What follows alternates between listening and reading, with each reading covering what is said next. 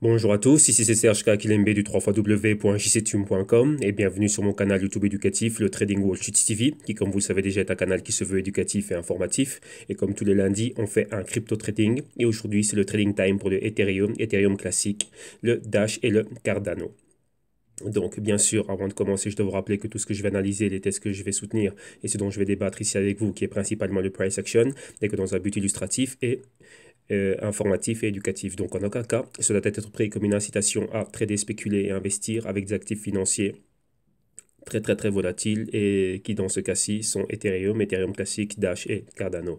Donc, avant de faire quelque trade que ce soit ou quelque investissement que ce soit, soyez sûr de faire vos propres investigations, vos analyses et vos recherches et rappelez-vous que votre capital est en risque. Je vous rappelle aussi que le trading existait avant les cryptos et que les cryptos ne sont qu'un actif en plus dans l'univers du trading.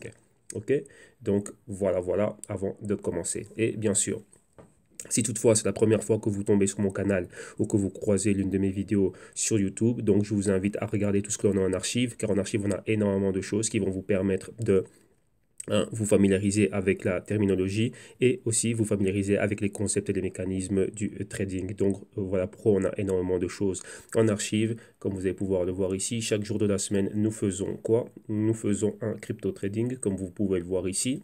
Et pourquoi? Comme ça, vous avez un point de départ où on était dans le passé, où on en est aujourd'hui et quelles sont les projections futur. Donc, vous voyez que là, on voit exactement tous les scénarios, toutes les probabilités, tant à la hausse comme à la baisse. Rappelez-vous aussi que moi, j'ai une approche qui est tantôt celle d'un investisseur, tantôt celle d'un spéculateur et d'un trader. Donc, tout cela, comment dirais-je, je peux changer de casquette assez souvent. Cela fait partie, comment dirais-je, du système et des stratégies et des outils que j'emploie à un moment bien déterminé. Donc, rappelez-vous que il vous faut avoir plus d'expérience et être bien plus en profondeur dans l'univers du trading pour parfois pouvoir suivre et comprendre ce que je suis en train de faire. Donc, comme je vous le dis, ce n'est pas des recommandations d'investissement et je ne recommande à personne de faire réellement ce que je fais. Donc, chaque personne a, comment dirais-je, a sa vision et son approche des marchés. Donc, voilà pourquoi est-ce que parfois certaines choses pourraient vous paraître contradictoires, mais il faut comprendre réellement, il faut aller bien plus loin et voir le côté, la partie submergée de l'iceberg. Ok? Pourquoi? Parce qu'en 1 heure ou 45 minutes ou quoi que ce soit, vous n'allez pas avoir de temps de comprendre réellement l'entièreté de ce qu'est mon approche de trading. Donc ici, je partage avec vous ce que je peux partager. Et bien sûr aussi, nous avons des services et des solutions au niveau de quoi? Principalement l'éducation financière et le consulting, vu que c'est une boîte ici de consulting, de recherche et d'analyse.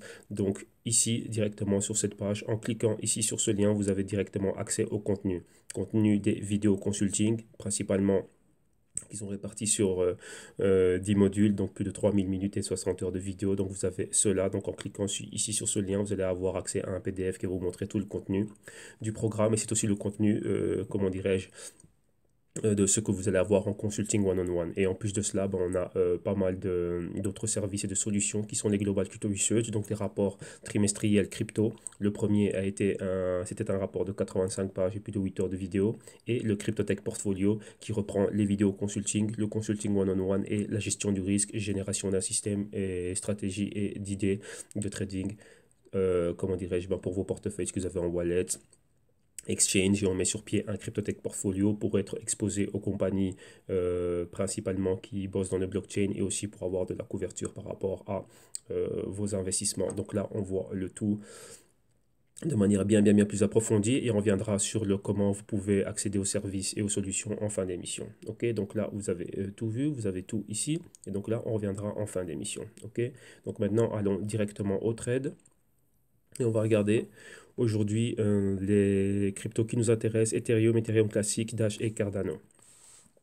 Et regardez aussi quelques news. Bon, il n'y a pas de news pertinentes, mais aujourd'hui c'est plutôt quelques vidéos et quelques points clés que j'aimerais éclaircir avec vous. Donc ici on est sur Crypto Compare et ici on regarde quoi? On regarde on va regarder où sont les cryptos qui nous intéressent. Donc on a Ethereum ici, qui vous voyez qui est en dessous des 850 dollars, market cap 82 milliards de dollars à la baisse aujourd'hui. Et comment dirais-je, on voit que la semaine est baissière, mais on est flat. Donc quand c'est flat, c'est moins 1% et 1%. Donc là, on ne va nulle part. Personnellement, on reste flat. Et en rapport avec le Bitcoin, vous voyez que le Bitcoin est en dessous des 10 000 dollars et qu'il ne va pratiquement nulle part. Numéro 4, Ethereum classique, 34 dollars. Market cap 3,4 milliards de dollars et vous voyez qu'on est à la baisse de 5%. Donc vous voyez ici on avait un haut un haut plus bas et un bas, et on va probablement aller rechercher un bas plus bas, mais premièrement retourner dans cette zone de résistance ici. Et on voit aussi une formation de épaule, peut-être épaule inversée qui est en train de se former, mais on n'est pas en train de valider la seconde épaule, mais plutôt retourner vers le support du canal. Ensuite, qu'est-ce qu'on avait? On veut regarder aussi Dash et Cardano. Donc, on va regarder un peu plus de coins. Là, c'est principalement le top 10 ici à CryptoCompare. Voilà. Maintenant, on va voir où est le Dash, le Cardano. Le Cardano est en 12e position ici. Le prix 30 cents de dollars. Au market cap de 8 milliards de dollars. Et vous voyez qu'aujourd'hui, on est en train de remonter, mais la semaine est clairement baissière. On fait des bas plus bas et des hauts plus bas à chaque fois. Et le Dash Digital Cash ici, 17e position, le prix 587 dollars américains, 4,6 milliards de market cap. Et en même temps aussi, comme vous voyez, on fait des bas plus bas et des hauts plus bas. Et aujourd'hui, pour le moment, on est flat, à moins 1%. Vous voyez qu'on est ici sur ce support et on n'évolue plus. Donc voilà.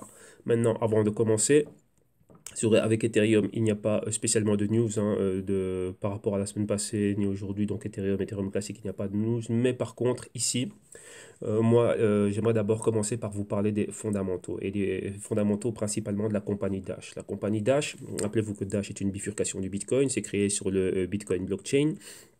Mais Dash est un compétiteur direct au niveau du Bitcoin, donc c'est favoriser des paiements. Mais en allant et en m'intéressant un peu plus à ce qu'est Dash, je me suis rendu compte d'une chose, c'est que Dash est en train de faire un travail magnifique, un travail que j'aimerais voir dans, comment dirais-je, au niveau de toutes les autres cryptos, réellement qui sont là, c'est que Dash publie des fondamentaux. Et des fondamentaux, quoi? Bah, ils disent exactement ce qu'ils sont en train de faire avec l'argent. Donc là, oui, ça c'est retour sur investissement. Lorsque vous devenez un masternode, pour être un masternode, rappelez-vous, les nodes, c'est quoi? Les nodes, ce sont, comment dirais-je, les points de relais, donc les personnes qui ont toute une copie du blockchain et du Dash sur leur ordinateur. Là, pour être un node, donc pour être un master node, Dash demande d'avoir 1000, exactement 1000 Dash. Donc vous voyez que 1000 Dash plus ou moins, ben voilà, au prix du jour, donc un Dash vaut 585 dollars, donc 1000 Dash, ça vous ferait au total 585 000 dollars d'investissement, et vous avez un retour sur investissement de 8% par an, vu que Dash a une gouvernance qui est vraiment parfaite et qui comment dirais-je, tous les paiements, comment dirais-je, qui sont générés lors de la création des blocs, donc le paiement que l'on paye pour la validation et ainsi de suite. Dash a un système de le répartir en trois parties, donc 45% pour les masternodes, 45% pour une autre partie et 10% réellement en trésorerie pour pouvoir payer pour les développeurs et tout ça et ainsi de suite. Donc c'est une compagnie qui est, enfin, c'est... Rappelez-vous, ce sont toutes des startups, mais ici, au niveau du Dash, Dash est réellement géré comme une véritable compagnie et il publie tout le temps. Donc, vous voyez qu'on a tout ceci ici qui nous permet réellement de voir qu'est-ce qui se passe avec Dash, élaborer des fondamentaux et pouvoir en faire quoi? Un suivi trimestriel. Ici, c'est même pratiquement un suivi journalier et même quoi des projections. Donc ça, c'est ce que l'on veut voir avec toutes les cryptos au niveau des fondamentaux. Rappelez-vous, je vous parle souvent des fondamentaux, comment faire de l'analyse fondamentale avec les cryptos, vu que ce sont des startups, parfois des compagnies privées, enfin des startups et des compagnies privées qui réellement la seule manière dont on peut avoir foi en eux, c'est d'après leur white paper et les développements qu'ils font et les tweets ou les mails ou les annonces qu'ils font. Il y a certaines annonces aussi qui ont été fausses, qui n'ont réellement pas abouti. Donc on n'a pas réellement une manière de pouvoir faire une traçabilité, enfin même pas une traçabilité, mais d'avoir certaines métriques et réellement oui, d'avoir une traçabilité, donc avoir un suivi de l'évolution du projet, de ce qu'ils sont réellement en train de faire avec l'argent. Comme par exemple ce qu'on pourrait faire avec une compagnie comme Apple ou IBM, donc je vais souvent montrer ce que sont les fondamentaux. Mais ici, les compagnies qui le font et qui le font réellement avec vigueur et de manière régulière, c'est Dash et Ripple. Et ici, ben voilà, donc là vous avez les informations de Dash. Et en plus de ça, ils font quoi? Dash est en train, fait chaque fois, vous voyez, chaque trimestre, ils font réellement le compte-rendu de ce qu'ils ont fait. Donc là, c'est le dernier trimestre, donc le Q4 2017. Et vous voyez, la vidéo a été publiée il n'y a pas longtemps, hein. Donc la vidéo a été publiée, si je ne me trompe pas, ici, bah, vous voyez, le 9 février. Et donc là, c'est le CEO, le CFO, le CTO et ainsi de suite, qui reviennent réellement sur tout ce qui s'est passé au niveau de la compagnie et qui viennent réellement parler de tous les aspects, hein. Donc comme vous voyez aussi, attendez, je pense qu'on le reprend ici.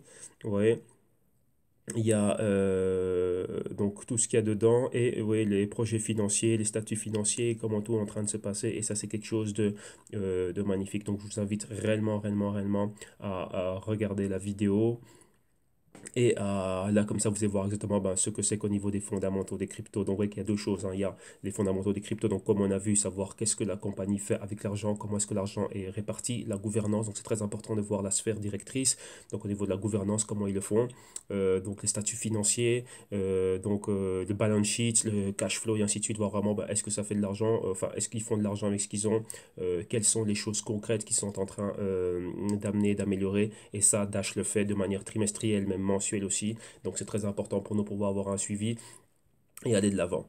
Là, je vais vous dire que Reggie Middleton, qui est le CEO et le fondateur de Veritasium, dans ses analyses, il parlait beaucoup du Dash. Pourquoi? Parce qu'il disait que Dash était le projet le plus concret qu'il y avait là. Donc principalement, d'après leurs analyses et leurs véhicules, donc le VIR qu'ils offrent avec le Veritasium, avait fait des analyses et d'après toutes les cryptos, Dash sortait toujours en tête. Au début, je ne comprenais pas exactement pourquoi, mais en allant creuser un peu plus loin, maintenant je comprends exactement pourquoi. Pourquoi? Parce que Dash réellement est, on va dire, transparent et donne réellement aux investisseurs la possibilité de pouvoir faire ses fondamentaux.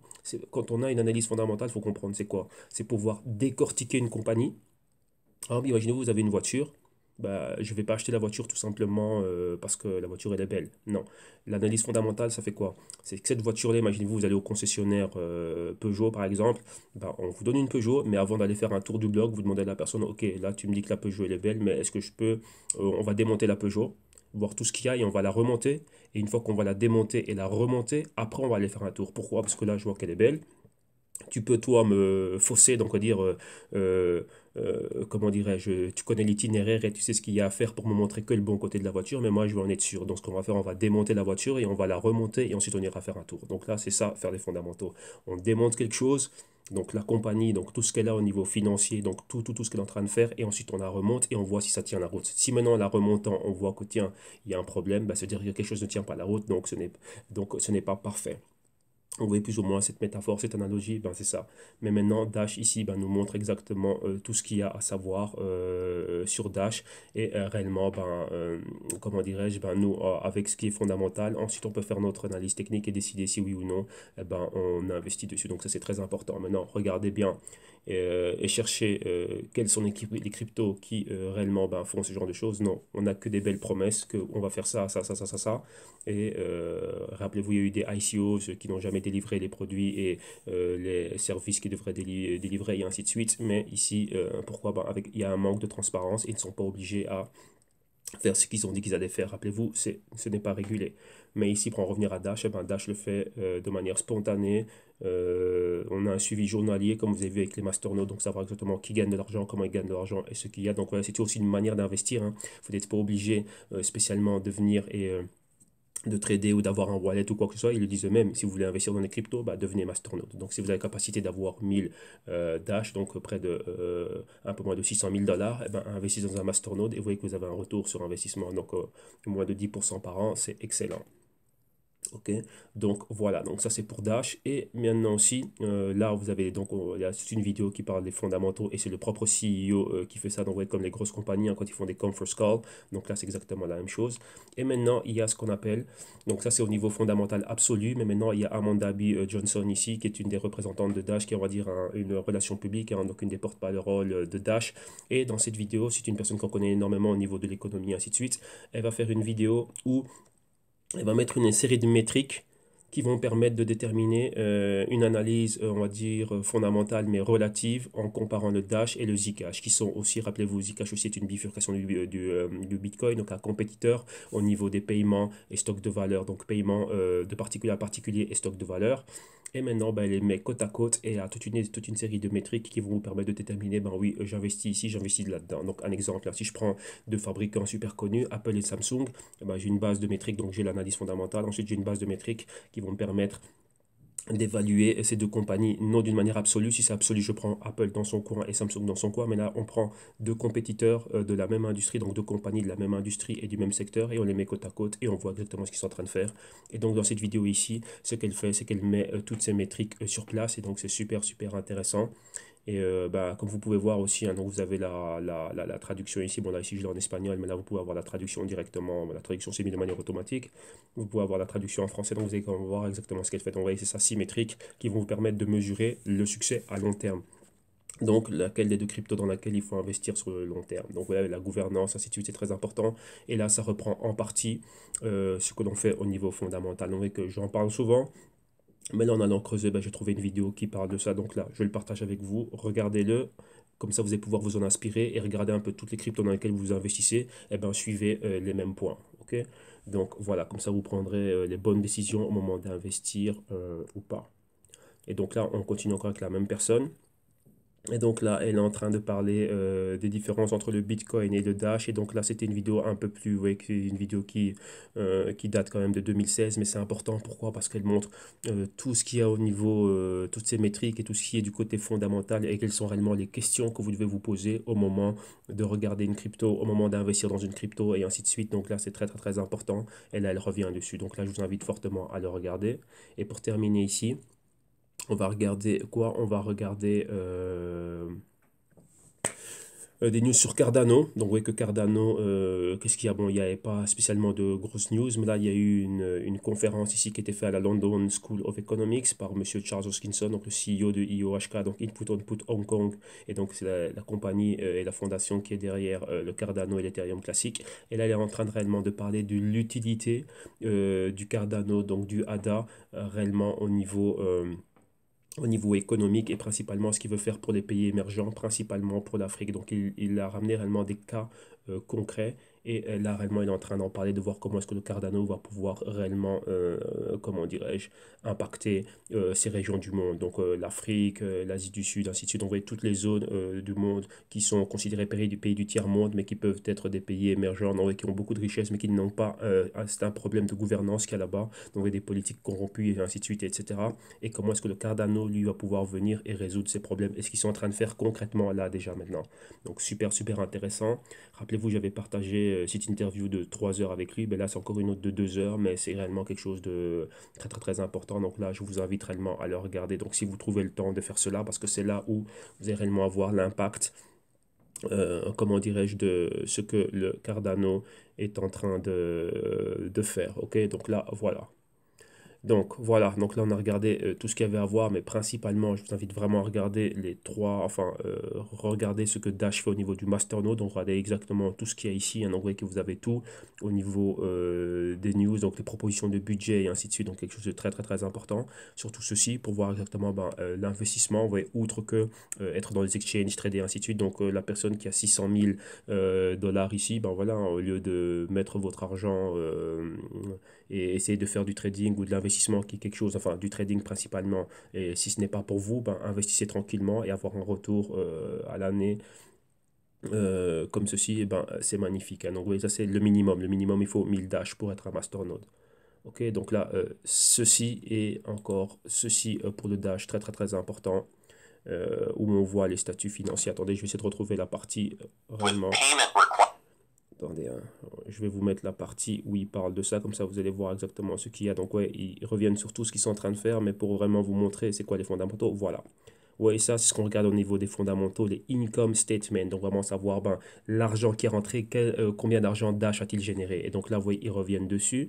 Allez voir si on a... Voilà, donc ça c'est tout ce qu'ils ont fait dans le trimestre. Vous avez ici, ouais, euh, on a vu le income statement. Juste après ici, on a quoi? Allez, un peu plus en avant. Juste après le income statement. Attendez. Voilà, il y a ça. Donc, vous voyez comment le network, donc comment le réseau est en train de performer, comment est-ce que le Dash est en train, donc la performance du Dash, et ainsi de suite. Donc, vous voyez au niveau de l'inflation, donc le nombre de Dash qui sont en circulation, et ainsi de suite, la volatilité, donc très, très, très importance là en rapport à la market cap. Donc, vous voyez que c'est super bien fait. Vous voyez qu'il y a un suivi hein, trimestre à trimestre, donc de manière trimestrielle. Et donc là, vous voyez, donc là, c'est magnifique. Et ça, c'est ce que l'on veut voir ben, pour toutes les cryptos. Pourquoi? Lorsqu'on peut faire ça, ben, on sait exactement dans quoi on investit, on a les métriques, on a réellement on voit réellement la solidité du projet. Oui, Ripple aussi le fait. Donc là, vous voyez, ça en fait. C'est pour ça que moi, j'aime bien ce genre de projet. Pourquoi? Ben, parce que j'ai tout un ensemble de métriques que je peux regarder et moi, cela peut me permettre moi réellement d'évaluer réellement le projet comme il est. Donc là, on a ça principalement ben, pour tout ce qui est pour le Ripple le fait, ben, Dash le fait. Qu'est-ce qu'on a encore? Bitcoin et Bitcoin Cash le font aussi, mais bon voilà, il y a pas mal d'autres métriques aussi à mettre en place. Donc là, comme ça, c'est ce que vous allez voir dans cette vidéo ici, hein, quelles sont les différentes métriques à mettre en place, et ainsi de suite. Donc voilà. Ok, donc là j'ai pris le temps réellement pour montrer ça. Maintenant, on va aller directement à ce qui nous intéresse. Donc on va aller directement au trading et on va commencer ici par Ethereum. Attendez, je prends un petit coup.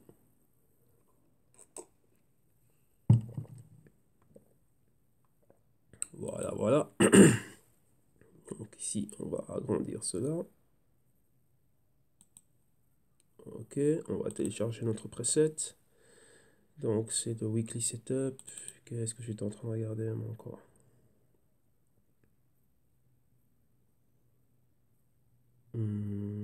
Ah oui, un petit rappel, j'étais en train de faire mes idées de trade et vu qu'il y a pas mal de choses qui vont arriver, je vais essayer, je dis bien essayer, hein, d'avoir déjà au moins une partie de Insider. Bon, je sais pas en combien de parties ça va être fait, donc je vais voir si en une vidéo j'aurai assez pour mettre tout ce que je voulais mettre dedans. Mais avoir la nouvelle vidéo bonus pour tous ceux qui sont en consulting et ceux qui ont des vidéos modules, ben voir Insider qui est fait aujourd'hui au moins. Je vais essayer avant l'ouverture de Wall Street vu que j'ai pas mal de positions. Il y a certaines positions qui pourraient être live aujourd'hui. Donc là, voyant l'heure, ben, je vais voir déjà si au moins je peux enregistrer au moins ne fût-ce qu'une partie. Déjà avant. Bon, non, ça c'est Samsung, ça nous intéresse pas, c'est pas ça qu'on regardait. Et nous, on va aller à Ethereum. Donc, on va commencer avec Ethereum face au dollar américain. Voilà, on a ici, on va prendre le prix qui nous vient de Bitfinex, vu que c'est là qu'on avait des analyses déjà. Voilà, voilà. Et maintenant, qu'est-ce que l'on a ici? On va regarder clairement qu'est-ce qui se passe. Qu'est-ce qui se passe avec Ethereum, où on en est. Vous voyez que là, on en est dans cette phase hein, réellement baissière ici. Donc, vous voyez l'ancien canal haussier. Donc, vous voyez que l'ancien canal haussier, cette résistance du canal haussier, maintenant, ici, on en est en train de la retester comme support. Donc, vous voyez que là aussi, c'est valide. Donc, ouais, il faut avoir des projections quand même à long terme. Donc, là, vous voyez qu'on a ce qu'on appelle un trading range. Maintenant, pour avoir un autre trading range qui va ici. Et vous voyez que cette résistance du canal haussier soit le support. Donc, vous voyez qu'il n'y a pas seulement que les supports horizontaux, ceux qui sont obliques aussi. Vous voyez qu'on est ici posé sur le marqueur de 50 du stochastique avec une divergence. Donc là, c'est ce que l'on voit. Donc il y a eu la baisse ici, le pointeur ici qui se rapproche de ces niveaux, anciens niveaux de résistance. Là, maintenant, on est ici. Donc, vous voyez, la validation de ce pointeur a été faite avec les clôtures dans cette zone ici, donc les 800 dollars. Et là, on a cette petite ouverture qui est timide. Donc là, maintenant, moi, je m'attends à quoi? Vous voyez cette baisse ici pour aller à un niveau plus bas, donc interaction avec la moyenne mobile de 52 semaines ici. Et c'est quoi? Valider l'ancienne résistance horizontale, donc une fois, deux fois, trois fois, quatre fois. Et ici, 5 fois comme un support maintenant et de la rebondir. Ou bien on pourrait rebondir à partir de ce niveau ici où on est, donc les 775 et 800, donc tout ce qui est au-dessus de 750. Vous voyez qu'on avait aussi un autre point pivot ici, très rapide, hein, donc en escalier haussier, comme vous pouvez le voir là. Les 61% de retracement de Fibonacci, donc la zone des 700. Zone aussi des moyennes mobiles de 21 et 26 semaines, rebondir là et repartir ici vers la résistance et après aller avoir un point D un peu plus haut. Donc pour le moment, on est là, on est en inside week candle, on est dans un mouvement horizontal et on va voir exactement ce qui va se passer. Donc moi, là, je reviendrai dans Insider, vous allez voir exactement quel est mon positionnement baissier et haussier avec des dérivés et quel est mon positionnement aussi au niveau d'accumulation exchange ici. Ok, donc là, on va revenir dessus. Donc pour le moment, on n'a aucun, bon, c'est lundi, c'est le début de semaine, donc on n'a aucun mouvement, mais vraiment, vous voyez là ici, comme vous l'avez, vous voyez les flèches qui sont tracées, s'attendre à aller plus bas. Personnellement, enfin pas même pas personnellement, premièrement, s'attendre à quoi? À aller valider le pointeur ici au niveau des 600, vu qu'on a annulé cette petite hausse ici, aller vers le niveau des 600. Rappelez-vous que cette hausse qu'on a vu, c'est quoi? C'est lorsqu'il y avait cette baisse forte entrée d'acheteurs ici, et aussi c'est quoi? Les short covering, donc tous ceux qui étaient en position baissière. Rappelez-vous, Bitfinex permet le short selling, et aussi il y a beaucoup de ce type d'activité de position au Japon. Rappelez-vous que lorsqu'on fait du short selling, c'est avec de la marge, donc avec du levier. Qui dit levier dit avec, on peut contrôler, quoi, ça peut être du 5 à 1. Donc, on va aller avec, comment dirais-je, en achetant un Ethereum, on peut en contrôler 5. Donc là, c'est plus ou moins ce qu'il y a. Et au Japon, on peut aller jusqu'à du 15 à 1. Donc, lorsqu'on est en train de shorter, ça peut aller très loin. Il y a juste un petit problème au niveau technique que moi je vois, c'est un problème de liquidité. Pourquoi? Parce que il faut pouvoir entrer et sortir de sa position. Et si tout le monde veut acheter ou tout le monde vend au même moment, c'est un peu compliqué au niveau de la liquidité. Voilà pourquoi est-ce que je préfère mettre des shorts à travers des CFD. Pourquoi CFD, ce n'est qu'un contrat. Et un contrat, bon, on peut avoir une inflation de contrat comme on veut, c'est-à-dire que les contrats sont infinis et il n'y a pas de nombre limité de contrats. C'est juste ce que moi je peux me permettre d'avoir comme capital, on va dire comme capital de dépôt, capital initial, capital ce qu'on appelle le margin. Ça dépend de ce que moi j'ai comme capital et ensuite c'est entre le broker et moi. Donc c'est un contrat, le nombre de contrats est illimité. Et ici, lorsque vous êtes dans un exchange, eh ben, c'est limité quand même, comment dirais-je, vu que c'est du short selling avec le véritable sous-jacent, bah, c'est limité à, au nombre de bitcoins qu'il y a. Vu que vous devez emprunter les Ethereum ou le bitcoin ou quoi que ce soit pour pouvoir mettre le short. Donc là, c'est par rapport à ce cas. Donc là, il faut voir réellement si Bitfinex est un pourvoyeur de liquidité ou pourquoi. Parce que lorsqu'on est en train de faire ce type de short, il faut qu'il y ait quelqu'un qui l'a en holding qui ne soit pas aussi en train d'opérer avec. Donc une personne qui est rentrée ici et qui elle n'est pas en train de faire de trading avec. Donc qui est vraiment là pour du long terme. Donc là, il faut voir si la compagnie elle-même est un pourvoyeur de liquidité. Pourquoi? Pour que je puisse entrer et sortir de mes positions. Parce que si ce n'est pas le cas, il y a un problème. Ouais, donc s'il n'y a personne qui veut racheter au niveau auquel vous voulez sortir, eh ben, vous ne pouvez pas sortir de votre position. Donc voilà pourquoi est-ce que je préfère les dérivés pour cette raison-là. Parce qu'un dérivé, je peux sortir à n'importe quel moment, vu que ça n'a aucun impact. Enfin, rappelez-vous, ça n'a aucun impact avec le véritable sous-jacent. Quand je dis ça, il faut bien comprendre pourquoi je dis que ça n'a aucun impact. Au niveau de quoi? C'est que le broker me rachètera toujours le contrat. C'est un contrat que l'on a entre nous. Et on n'est pas en train d'opérer avec le véritable sous-jacent. Ok. Donc un exemple, s'il n'y a que 10 Ethereum et que moi je vais en prendre 4 pour mettre un short, donc il faut qu'il y en ait 10 qui soient là, et dans les 10 qui soient là, ben, il faut qu'il y en ait 4 qui me soient prêtés à moi pour que moi je puisse faire un mouvement. Mais si maintenant, au même moment où moi j'ai envie de faire un mouvement, une autre personne ici veut faire aussi un mouvement, donc, et que personne ne veut racheter à ce moment-là, ben, il y a un problème. C'est-à-dire que je ne peux pas racheter, je ne peux pas racheter ma position et redonner ces Ethereum au même moment, vu que tout le monde a envie de faire une position, enfin prendre une position ou faire un mouvement à un prix déterminé. Donc ça, c'est un problème de liquidité vu qu'il n'y en a pas assez en circulation. Donc ça, c'est très important. Oui, l'inflation est limitée. Mais maintenant, lorsque l'on parle de dérivés, ben, c'est des contrats illimités. Ce sont des contrats qui n'existent pas, des contrats fictifs, on va dire ça comme ça. Ce sont des actifs fictifs. Donc c'est juste quoi? Un contrat qui, comment dirais-je, a la promesse d'être un parfait miroir du prix. Donc si le prix monte, mon contrat, la valeur du contrat monte. Et si le prix descend, bah, ça descend. C'est juste comment dirais-je, c'est un contrat qui doit me marquer et refléter réellement les fluctuations des prix. Donc ça, il faut bien faire la différence ici. Donc vous avez que faire très attention lorsqu'on fait des shorts dans les véritables exchanges, vu que là c'est avec le véritable sous-jacent. Et pourquoi je préfère maintenir les shorts avec les dérivés. Ok, donc là, voilà pour la petite parenthèse. Donc ici concrètement, les sont des niveaux, comme on a vu. Hein. Donc si on est en dessous ici des 780, on va aller vers le bas, valider le pointeur ici. Et si on revient vers le haut, donc on doit être au-dessus des 1000. Oui, parce on est dans un intraday candle, donc on doit être au-dessus du niveau des 1000. On a la résistance ici de la moyenne mobile de 8 semaines, être au-dessus des 1000 pour pouvoir espérer remonter vers les 1200 et ensuite vers les 1400. Ok. Donc voilà, ça c'est pour Ethereum face au dollar américain. Maintenant on va regarder Ethereum face à l'euro. Et là, on va prendre les prix ben, ou de Kraken ou de Bitstamp, hein, vu que j'utilise les deux. Bon, on va aller au premier. Je pense que j'avais déjà des analyses ici qui étaient déjà faites là. Non, attendez, on va aller regarder rapidement le prix avec Bitstamp. Je pense que c'est là que j'avais sauvegardé des analyses. Et oui, voilà. Donc voilà, donc ici on a déjà notre Fibo qui est mis donc par rapport aux données que l'on a, hein, bien sûr. Donc ici, voilà, donc vous voyez les hauts ici, donc les 1170 exactement. Vous voyez là on est sur la zone de 50% de retracement de Fibonacci. Vous voyez qu'on est toujours en inside week candle, mais pour le moment, qu'est-ce qu'on avait? On avait cette bougie rouge qui annulait la bougie verte, donc on avait une bearish reversal, une bearish engulfing, et donc là on est sorti de ce mouvement horizontal. Donc là, on revient avec un momentum baissier. On est en dessous du marqueur des 50 avec une divergence, mais pas fort, pas beaucoup d'angles. Qu'est-ce que l'on a aussi? Cette semaine vient de... Donc là, on est lundi. Donc la semaine durant la nuit, au courant de la journée d'hier, on a eu la nouvelle bougie que vous voyez ici. Et vous voyez que quoi? Ben, là, c'est une bougie qui est très timide. Donc on commence la semaine timidement. Donc là, quoi? Si on a une continuité à cette bougie, regardez, on est en dessous d'un point de convergence entre la moyenne mobile de 4 et de 13 semaines et en dessous de celle de 8 semaines. S'il y a une continuité plus bas, on va valider le pointeur ici. Donc on va se diriger vers le 78% de retracement de Fibonacci ici, à ce niveau-là, exactement les 450. Donc vous voyez, c'est pour ça que j'ai la flèche ici qui nous marque quoi? Là, ça pourrait être un point. Bon, là aussi, on a décollé de ce point, vu qu'il y a beaucoup d'acheteurs qui sont rentrés à ce niveau-là. Donc, rappelez-vous, pendant qu'on voit la baisse, les acheteurs, ceux qui veulent accumuler de l'Ethereum, en profitent pour rentrer là.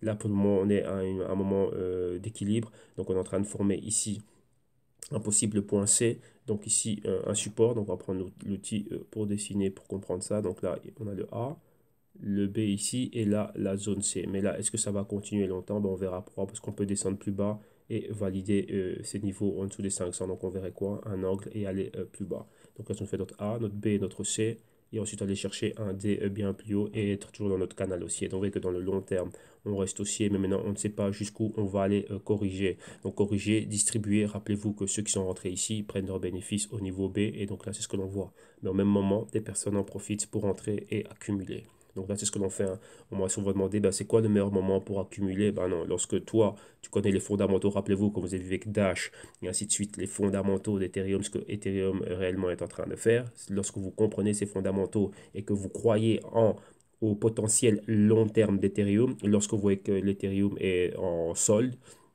on voit bien qu'il y a bien plus de personnes dans les magasins lorsque c'est la période des soldes. Pourquoi? Bah, il y a des choses qu'elles aimaient bien. Ouais, imaginez les femmes, elles voulaient une jupe ou une veste qu'elle a regardée depuis, on va dire, le trimestre passé. Et là, elle la voulait. Et elle voit que la chose est toujours là, mais maintenant, c'est bien plus accessible pour elle. Ah, bah, elle dit, bah, tiens, bon, au lieu de mettre les 1200, j'allais acheter que ça. Bah, maintenant, bah, je peux avoir 600, l'avoir à 600 ou l'avoir à 400. Donc, c'est plus intéressant pour moi. Et il me reste toujours 800 pour pouvoir m'acheter d'autres choses. Donc, au lieu d'avoir un actif à 1200, bah maintenant, bah, je peux en avoir plusieurs. Ça dépend jusqu'où les prix sont descendus. Donc, on est toujours en train des pieds de guetter. Et lorsque l'on voit cela, bah, on en profite pour pouvoir accumuler. Mais pourquoi? Parce qu'on connaît la valeur. On a pu déterminer pour nous, d'après nos analyses et nos recherches, la valeur dans le long terme. Donc là, on en profite pour accumuler. OK. Donc, voilà. Ça, c'est Ethereum face à l'euro. Donc, les sur des niveaux clés, comme on a vu. Hein, donc, si on sort de ce range d'Inside Week Candle, donc vous voyez les 800 et les 600. En dessous de cela, on va aller valider le pointeur ici des 450. Et si on revient au-dessus de cette zone-là, donc au-dessus de la zone des 38% de retracement de Fibonacci, si on a un break ici, on va clairement pouvoir avoir le chemin libre pour remonter vers les 1150. Voilà ici pour l'Ethereum. Directement, on va aller à l'Ethereum classique. Non, c'est ETC, pardon. Ethereum classique face au dollar américain. Donc Ethereum classique ici face au dollar américain. Je pense qu'on va prendre le premier. Je pense qu'on a les analyses Apolloniex. Voilà, voilà, voilà. Et ici, Ethereum classique, vous avez vu qu'Ethereum classique était en train d'avancer tranquillement. Hein. Donc la tendance toujours haussière, on va prendre l'outil pour dessiner vu qu'il y a beaucoup de choses que j'ai à l'écran pour ne pas prêter à confusion. Donc oui, on a le canal doré ici qui est en train de monter là. Ouais. Et donc, on avait l'inception ici, le A, le B, le C, et boum, le D. Et là, on recommence à nouveau A, on a un nouveau B, et ici, on a la zone C. Donc, ouais, on a rejeté ces points-là. Donc là, beaucoup d'entrées d'acheteurs ici. Donc, si vous voyez ici la zone de 50, ouais, on est en train de rebondir à ces niveaux-là. Ça équivaut à ça, ça équivaut à ça. Et là, pour le moment, on est là. Et on a des longues mèches. Hein. Donc, on rejette fortement les 42. On a, attendez, on va effacer. On a ceci. Ceci, qu'est-ce que ça veut dire? Ça veut dire que la bougie rouge annule la bougie verte. Donc, ce qui fait que maintenant, la zone critique, c'est les 35. C'est les 35. Donc, et la zone où est le prix ici. Et si vous vous rendez bien compte aussi, qu'est-ce que l'on a? On a une épaule, on a une tête et on a une épaule. En général, ça, c'est quelque chose de baissier. Si on trace, vous voyez ici, on a un deuxième canal qui est là. Ouais, il y a le coup, donc vous voyez la zone, ces zones ici de résistance, là de support. Donc, ouais, là, on a brisé déjà le numéro 1 ici. On est venu retester et là maintenant, ça a l'air qu'on va pouvoir rebriser cela. Donc revenir se reposer sur quoi?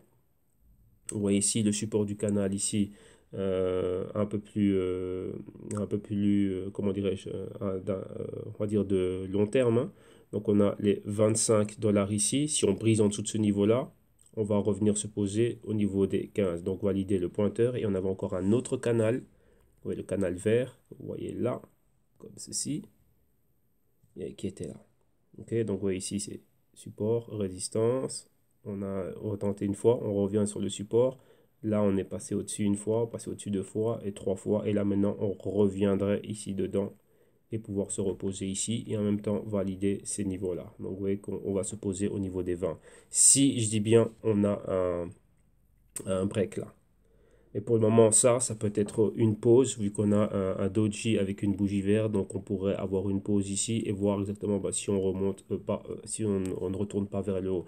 Mais là, comment dirais-je, il faut être super, super attentif et il faut regarder ce qui se passe. Pour le moment, ici, au niveau du price action, ça, hormis les mèches, donc on veut voir le corps de la bougie, donc l'inception et la clôture. Là, pour le moment, cette semaine-ci commence avec une engulfing bearish. Donc, c'est-à-dire que la bougie rouge est en train d'englober. Donc, elle annule complètement la hausse. Donc là, on pourrait revenir à la baisse. Et si on regarde aussi le price action, on a quoi? On a toutes les moyennes mobiles qui sont juste en dessous, excepté 21 et 26 semaines qui sont un peu plus loin, mais tout le reste en convergence ici. Donc là, ça nous fait beaucoup de volatilité, donc des 34, 33, 34 ici, aux alentours des 23. Donc il y a quand même 10 dollars de volatilité ici, donc ça fait quelque chose d'énorme. Si on valide, vous voyez que là, on a deux directions, donc on peut valider le pointeur ici. Bon, pour le moment, c'est baissier, donc on va plutôt pour aller vers la zone des 30. Si on perd les 30, donc plus ou moins les 50% de cette bougie haussière, on va directement vers les 25, les 23. Si on va dans l'autre sens, il y a un retournement au courant de la semaine, donc on va aller directement aller revalider les 42. Donc vous voyez que ça, c'est une zone critique. Pourquoi? Bah, dû à cela, dû à cette annulation que l'on a ici. Donc là, ça nous remet cette résistance ici, bah, ça nous la remet, comment dirais-je, au goût du jour. Mais maintenant, avec quoi? Bah, avec des potentiels pointeurs plus hauts. Vous voyez que là, on avait atteint ces pointeurs, mais directement, ça a été annulé. Et ici, maintenant, bah, on revient. Donc, tout ce qu'on a fait ici, ça s'annule et on revient ici maintenant. Donc là, on revient. Donc là, c'est la revanche. Donc, on va voir si réellement on va arriver à perforer le niveau des 42,50 plus ou moins. Ok, donc voilà. Donc pour le moment, voilà où on en est. Mais là, on a commencé la semaine de manière baissière. Donc attention à ce qu'on pourrait voir. Valider rapidement la zone des 30. Si on perd les 30, rappelez-vous, on va aller bien plus bas. Donc on va voir comment cela va évoluer. Ça, c'est Ethereum classique face au dollar américain. Maintenant, on va regarder Ethereum classique face à l'euro. Voilà. Et là, on a les prix qui nous viennent de Kraken. Voilà. Et ici, on a exactement la même chose. Donc, c'est exactement le même scénario. Sauf qu'ici, c'est à vous à quoi? Enfin, pas à vous. Hein, vous regardez les prix. Et donc, la conversion, elle va être faite. Mais c'est le même scénario, les mêmes probabilités. Donc, vous voyez qu'on a les mêmes hauts. On va prendre l'outil dessin pour dessiner les points que l'on a annoncés. Donc, on avait énoncé les épaules, l'épaule, tête, épaule. Vous voyez ici au niveau du coup, donc c'était 1, 2, on avait ceci déjà. Si on prend le bas et ce bas, on avait le premier canal annulé. Si on prend ceci et cela, là voilà, vous voyez là, on a été plus bas. Beaucoup d'acheteurs sont rentrés là. Donc on le voit avec ce point ici, hein, exactement du stochastique. Et pour le moment, bon, on est en train de remonter ici. Donc là, ça nous refait aussi un autre canal baissier. Donc si on va baisser, donc pour le moment, on a ce point pivot là. Donc ça fait A, ça fait B, ça fait C, et on peut les valider le D ici plus bas. Donc vous voyez, si on va valider le D, on va aller valider les pointeurs. La zone de moyenne mobile de 52 semaines, le retracement de 78%. Donc ça nous fait la zone des 16 et des 15 dollars, 15 euros, pardon, ici. Donc là, on va voir. Mais pour le moment, dans le court terme, qu'est-ce que l'on a? On a cette zone ici. Là, pour le moment, on est en train d'annuler cette hausse. Si on fait demi-tour, on va aller valider le pointeur, ouais, comme c'était le cas ici. Mais là, ensuite, c'est pareil, hein, ça s'est annulé. Donc là, on viendrait valider les 35, 36. Si ce n'est pas le cas, premièrement, on a quoi? Bon, on va aller vers les 24. Si on perd fort, si on va plus bas que les 24, on a les 20 et ensuite la zone des pointeurs des 16. OK? Donc regardez bien que cette zone ici de résistance équivaut à cela ici. Donc là, c'est la zone des 20 euros très importante. Pour le moment, on est baissier. Vous voyez ici, il y a une probable convergence. Donc si après on voit ceci, donc qu'est-ce que ça veut dire là? Et avec divergence ensuite, ben là, ben, la tendance va être baissière et on va retourner ben, vers des niveaux bien plus bas. Ok, donc on peut venir se reposer ici. Donc là, si on est dans ces zones-là, bon, on se reposerait ici en validant le pointeur. Donc on peut se reposer vers les 15 euros. Vous voyez que ça nous fait toujours un bas et un bas plus haut. La tendance reste haussière, mais là, ce serait un point C. Donc rappelez-vous que les périodes ici, donc là, on a les bien plus hauts. Là, c'est des endroits où, rappelez-vous, la période des soldes, hein, mon actif, il était ici. Là, maintenant, je le vois pratiquement à du 50%, un peu plus même que 50%. Bah, j'en profite pour pouvoir en acheter un peu plus. Mais là, maintenant, bah, il faut voir que cette tendance haussière perdure. Si elle ne dure pas et qu'on valide l'épaule tête épaule, qui est un patron de renversement, eh ben, on reviendrait se poser à un niveau de support qui, lui, reste là, comment dirais-je, qui est toujours effectif au niveau de ma tendance haussière. OK? Donc voilà, ça c'est pour Ethereum classique face à l'euro. Maintenant, on va continuer, on va aller à Dash. Donc, rappelez-vous, Dash, j'ai bien aimé ce que j'ai vu. Vous voyez qu'en fouillant, on trouve pas mal de choses. Et donc là, j'ai bien aimé ce que j'ai vu au niveau du Dash, hein. Et comme je vois que Dash, il est disponible, comment dirais-je, sur Kraken. Donc voilà, donc là, ça va me permettre de faire pas mal de choses. Donc je vais côté wallet, ainsi de suite. Mais bon, là, je vais étudier cela. Dash, j'étais déjà en train d'opérer dessus, mais opérer dessus avec des dérivés à travers Trading 212 et à travers plus 500, mais on l'a enlevé. Donc là, ça fait un bout de temps qu'il n'y avait pas de Dash. Oui, c'est ça le problème avec les brokers dérivés. Ils mettent des contrats, ils enlèvent des contrats. Donc c'était le cas avec Neo, quand j'étais dans Neo, aux alentours des 20, 25, même pas les 19 dollars, en dessous des 20 dollars dans Neo. Et puis après, bon voilà, les trades se passaient bien. Bah, vous voyez maintenant où est Neo. Ben, Neo nous l'a enlevé du jour au lendemain. Donc voilà, ça c'est les problèmes qu'il y a. Et donc on fait avec. Euh, donc, premièrement, on va regarder Dash face au dollar américain et ensuite on va regarder Dash face à l'euro. Donc, vous voyez ici au niveau du Dash, c'est pareil, hein. Donc, Dash, cette magnifique montée. Rappelez-vous, bifurcation du Bitcoin créé sur le Bitcoin blockchain et compétiteur direct du Bitcoin. Et donc là, on a quoi ici? Donc, vous voyez, on a atteint la zone, la moyenne mobile de 52 semaines. Donc, vous voyez, le pointeur ici, ça équivaut à la zone de résistance. Vous voyez, résistance ici. Maintenant, c'est un support, donc on a atteint les 400 et depuis les 400, on a rebondi. Qu'est-ce que l'on voit aussi? On voit directement que la bougie rouge englobée et donc annule complètement cette hausse-là dans une zone de convergence, hein, dans un inside week candle. Vous voyez la bougie rouge ici, on n'était ni en dessous ni au-dessus. Maintenant, avec cette bougie rouge, on annule la petite hausse que l'on a vue et on va clairement vers le bas. Donc là, si on continue à aller vers le bas, rappelez-vous, on avait un tweezer top, donc deux mèches ici, forte entrée de vendeurs, d'acheteurs, pardon. Mais maintenant, on va quoi? Ben, on va aller revalider les pointeurs plus bas. Donc on peut revenir avec une clôture, rappelez-vous, pour valider un pointeur, c'est une clôture avec une bougie complète. Donc on va voir le corps être dans les alentours, ouais, dans la zone du pointeur. Ça a été le cas une fois et trois fois. Donc on a validé, enfin une fois, deux fois, trois fois, on a validé ce pointeur baissier. Et maintenant, on peut voir la même chose avec celui-ci. Donc, avoir vraiment une bougie au corps complet qui vient clôturer ici, proche des 400. Donc, ça peut prendre une, deux, trois, quatre semaines. On verra exactement ce qui est en train de se passer. OK? Donc là, c'est ça pour vraiment venir et arriver à cette zone-là. OK? Donc, si on doit dessiner les choses que l'on voit concrètement, vous voyez ici, on a une mini épaule. Là, vous voyez, on a... ouais, on va prendre, attends, on va prendre ça bien. Donc, on a ceci, tout ça, ça nous fait l'épaule, tête épaule. Ouais, parce qu'on pourrait aussi revenir le prendre là, mais là, ça nous fait un double top ici, tout simplement. Et là, on a ceci. Donc là, maintenant, si on prend cela et on trace la ligne, ouais, là, on est à un niveau critique. Donc, on a ceci comme ça. Si on brise, donc on a déjà brisé la directrice de tendance. Si on continue, on a une continuité à cette baisse, on va clairement aller valider les 400. Donc, ça, c'est le point que l'on est en train de regarder. Nous, réellement, c'est les 400. OK? Et si on trace la parallèle, ça nous donne quelque chose comme ceci. Donc, on avait le A, on a le B. On va voir ici le C où il y a des mèches qui peuvent aller plus bas pour ensuite aller chercher un D bien plus haut. Mais pour le moment, on est ici. Là, c'est la zone critique. En dessous du marqueur des 50, on va probablement pénétrer la zone d'infravaloration. Et c'est ici maintenant qu'on verra exactement. Donc, si on a ceci avec une bougie complète, là, ça va être la zone C. Et on va voir combien de temps l'accumulation va durer. Donc, vous voyez que si les fondamentaux de Dash, vous savez les faire et vous savez exactement ce qu'il y a à regarder et que vous voyez le Dash dans le long terme, parce que les fondamentaux nous permettent de faire ça, de faire des projections, de capitalisation de marché, combien de business ils vont en faire. Et en même temps, on suit les catalyseurs. Quels sont les catalyseurs, les news. Donc, je vois que Dash est accepté par un marchand online ou quoi que ce soit. Et là, vous voyez que ça avance petit à petit. Donc, ça ramène des utilisateurs, ça va ramener comment dirais-je, des incomes et on va voir tout ce qui va continuer à se passer. Donc là, nous, on sait faire ces projections par rapport à cela. Donc, c'est ce que l'on fait dans l'analyse fondamentale. Et donc là, on peut déterminer, si, rappelez-vous, comme je le dis, maintenant que les projets, qu'on a eu cette grosse baisse au sein de l'écosystème, maintenant les projets qui vont recommencer à recevoir des sous, c'est des projets qui ont des fondamentaux solides, qui réellement font la différence.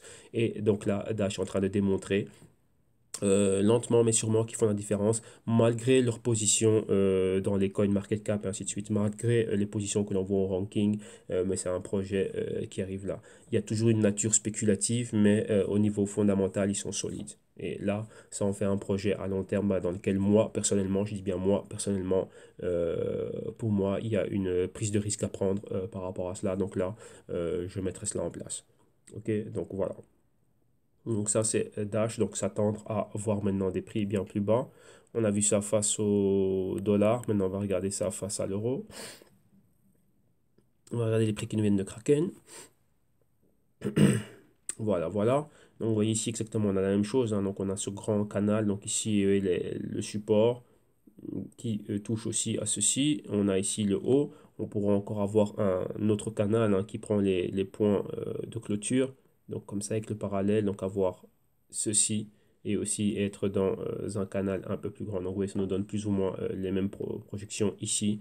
Donc, ce serait déjà numéro 1, valider les 1000. Donc, voilà, Dash atteint les 1000 et même un haut des 1400 face à l'euro. Donc, vous voyez qu'il y a un super, super gros potentiel. Donc, vous voyez que si ça reste tel que Dash est en train de le faire, donc vous voyez ici, il y avait le point d'achat.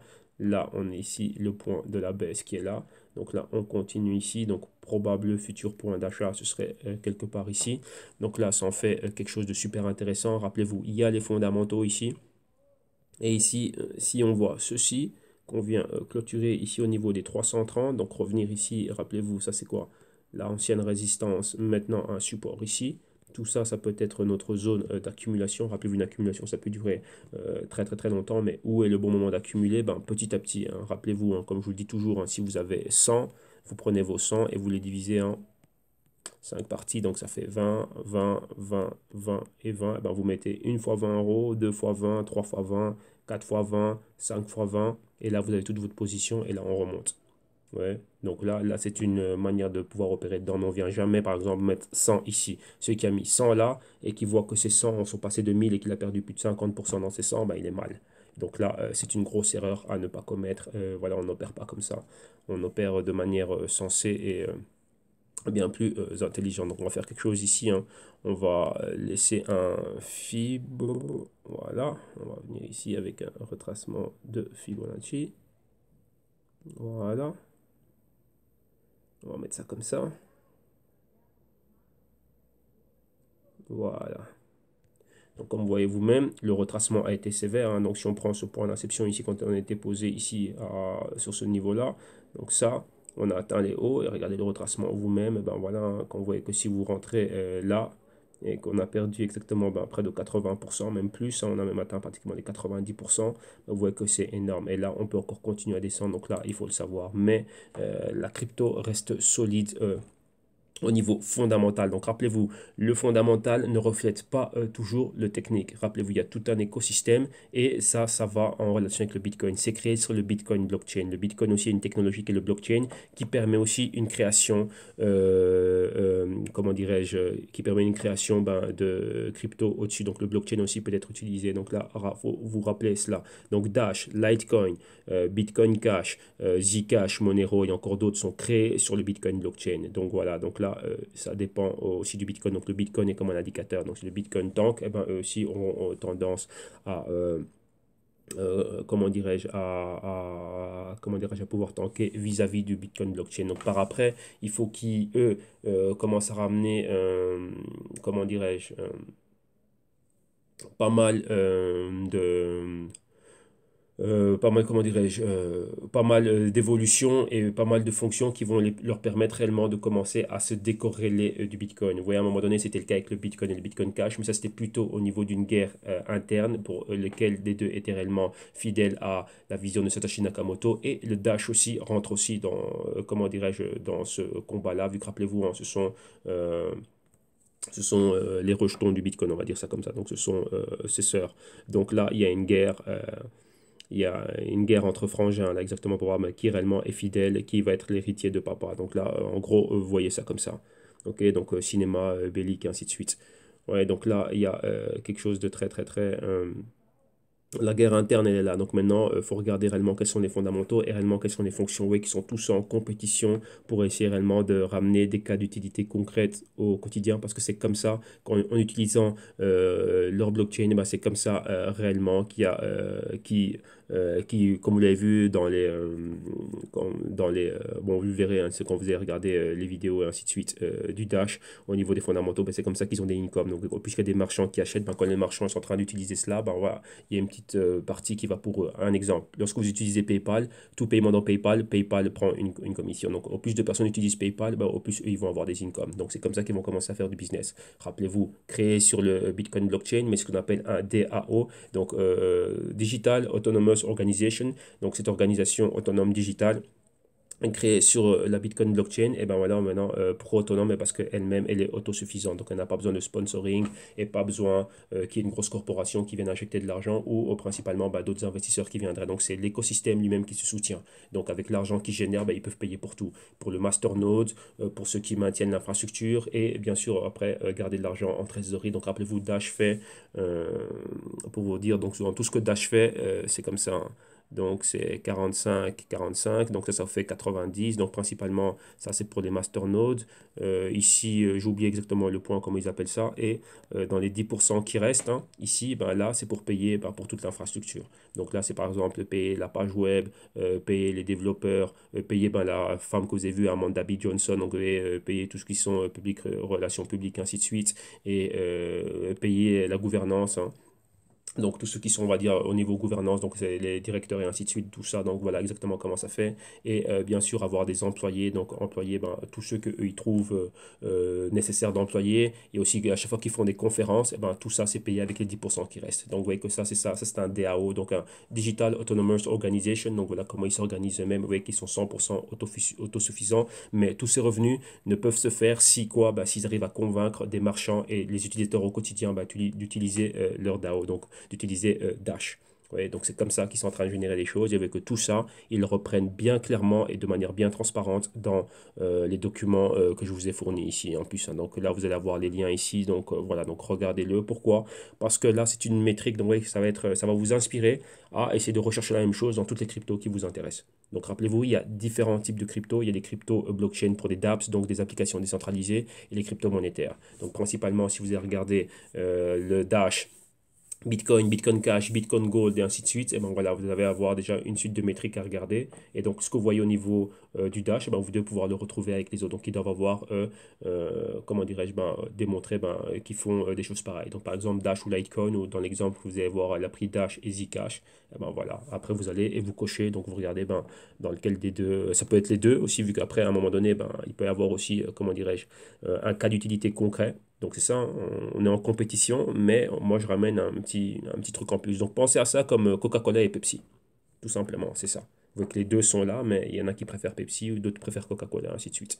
Donc c'est ça, donc il faut penser à ça comme ça, c'est le même genre de compétition. Pensez à Nike, Adidas, Puma et ainsi de suite et tout ce que vous voulez. C'est le même genre de compétition. Ok? Donc voilà.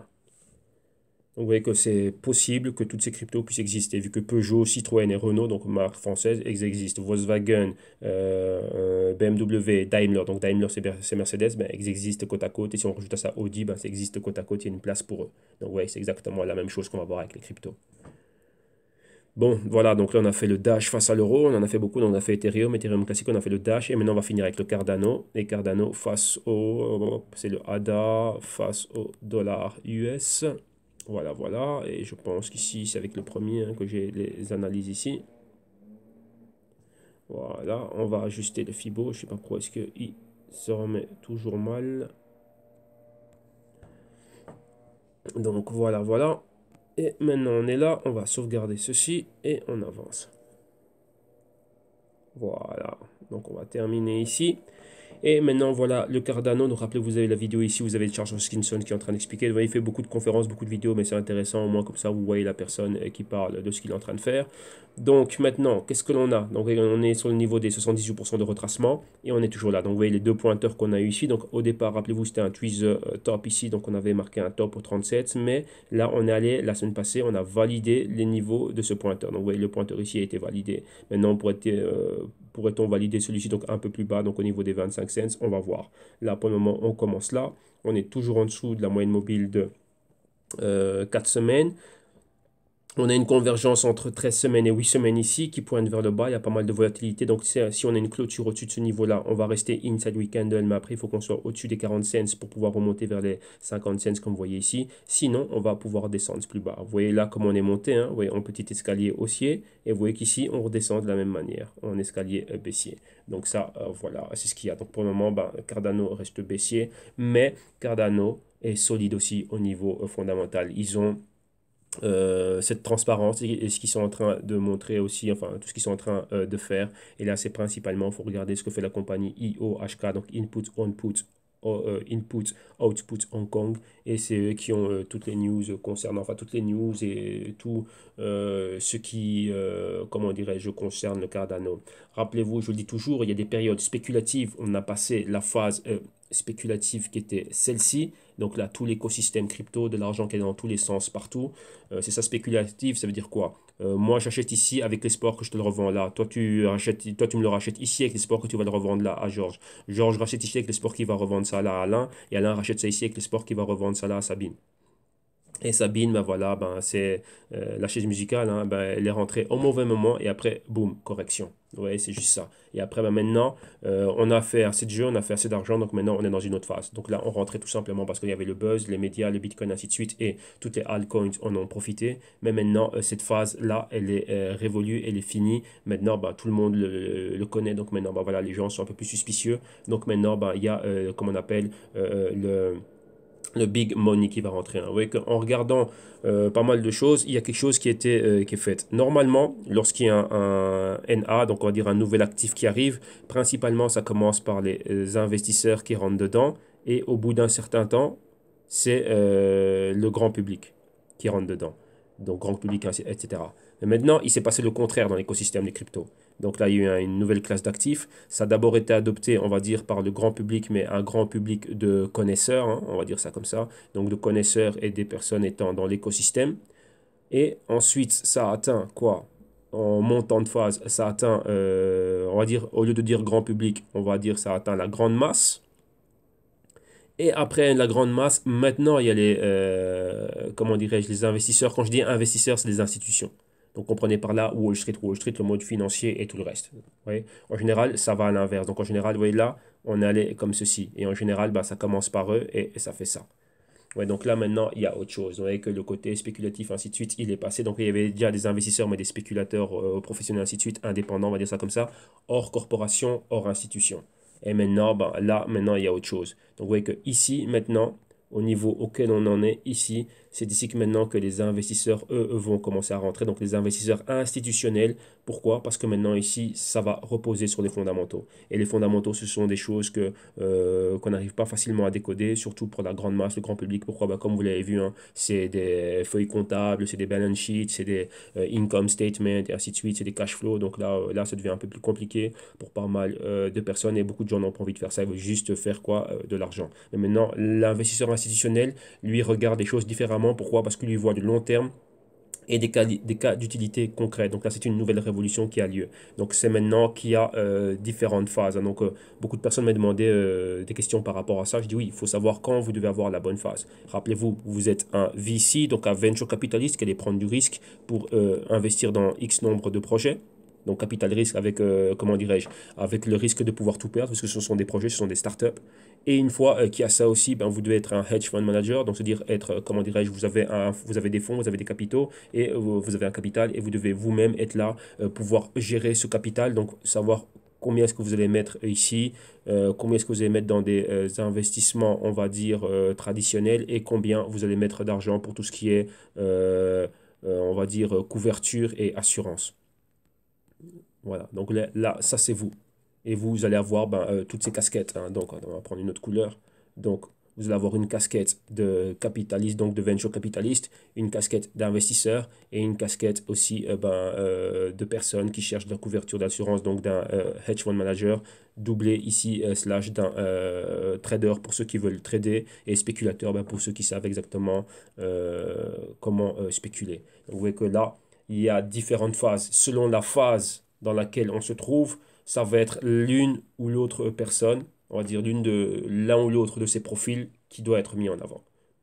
Ouais. Mais tout ça, on ne peut le faire qu'avec la bonne éducation financière, avec le bon système mis en place, donc le bon modus operandi, et avec la bonne stratégie d'approche. Ouais. On doit avoir une interprétation et une lecture correcte, comment dirais-je, du panorama dans lequel on se trouve. Et rappelez-vous, avec les cryptos, on parle de global macroéconomie. Regardez, comme vous avez vu, le Cardano, il a fait un truc spécial. Pourquoi? Ben, Afrique et pays en voie de développement.